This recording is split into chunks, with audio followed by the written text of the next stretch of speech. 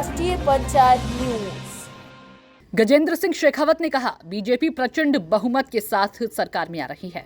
राजस्थान की 200 में से 199 विधानसभा सीटों पर सुबह 7 बजे से वोटिंग शुरू हो गई है, जो शाम 6 बजे तक चलेगी।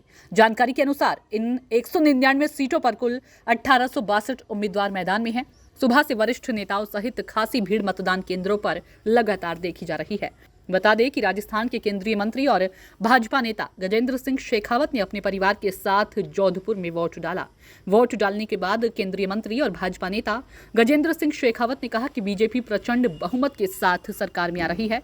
जनता अब की बार मतदान करते समय जो पिछले 5 साल दुख तकलीफ झेला है, उसे ध्यान में रखकर मतदान करने वाली है। तो वहीं प्रदेश भाजपा अध्यक्ष एवं सांसद सीपी जोशी चित्तौड़गढ़ के एक मतदान केंद्र पर वोट डालने पहुंचे। उन्होंने इस दौरान कहा कि लोकतंत्र का ये महापर्व है, इसलिए सभी मतदाता को अपने मत का प्रयोग करना चाहिए, क्योंकि आपका एक मत सत्य, न्याय और सद्भाव का प्रतीक होता है, सुशासन का प्रतीक होता है। राजस्थान की जनता चल पड़ी है बीजेपी और पीएम मोदी के साथ, जिससे स्पष्ट लग रहा है कि बीजेपी आएगी और कांग्रेस जाएगी।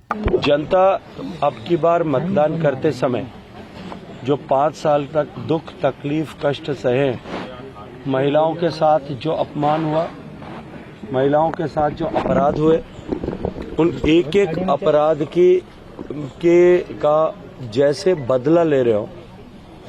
जिस तरह से राजस्थान में पेपर लीक की घटनाएं हुई, जिस तरह से राजस्थान में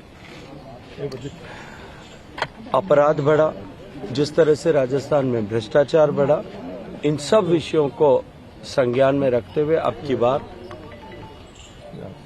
राज बदलने के लिए और एक नया इतिहास कायम करने के लिए राजस्थान की जनता मतदान करने वाली। अशोक गहलोत की सरकार का जितनी बार भी सरकार बनी आज तक की 3 बार उनकी योजनाएं हर शानदार रही हैं, लोगों तक पहुंची हैं, और वो एक ही इसलिए मॉडल कहे जाते हैं अशोक गहलोत की सरकार पूरे भारत में।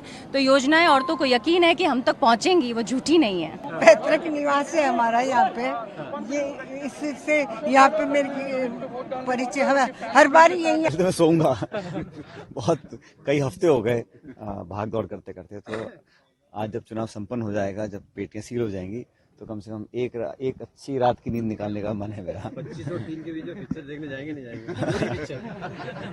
अभी पिक्चर बाकी है। भी एक व्यक्ति ना तो चुनाव लड़वा सकता है, ना चुनाव हारवा सकता है, ना जितवा सकता है। पूरा टीम एफर्ट होता है, और हमारी पार्टी में हम लोग कलेक्टिव लीडरशिप में काम करते हैं। 2018 में भी यही हुआ था, हम मिलकर चुनाव लड़े और सरकार हम लोगों ने बनाई। हम मिलकर चुनाव इस बार लड़ रहे हैं, और उस समय बहुत चुनौती थी, हम विपक्ष में थे, बहुत संघर्ष कर हम लोगों ने लोगों का विश्वास जीता।